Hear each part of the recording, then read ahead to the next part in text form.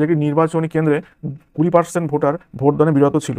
বিজয়ী প্রার্থী প্রদত্ত ভোটের 70% পেয়ে নিকটতম প্রতিদ্বন্দ্বীকে 4960 ভোটে পরাজিত করে। ওই কেন্দ্রে মোট ভোটারের সংখ্যা কতগুলো হবে? তাহলে ভোট দেয়নি 20%, অর্থাৎ যদি আমার এখানে মোট ভোটার থাকে আমার 100 জন, মোট যদি আমার ভোটার হয় 100 জন, তাহলে ভোট দেয়নি হচ্ছে 20 জন, তার মানে ভোট দিয়েছে হচ্ছে এখানে 80 জন।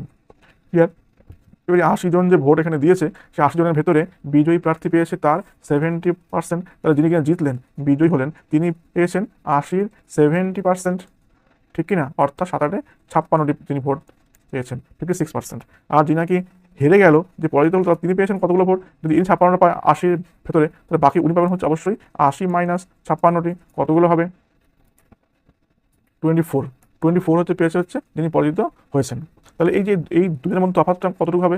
একজন 56, একজন হচ্ছে 24, এই দুজনের ভেতরে অবশ্যই তফাৎ, তাহলে কী হবে? বিয়োগ করে দাও, 4 5 6 2 2 3, 32%, কত? 32%।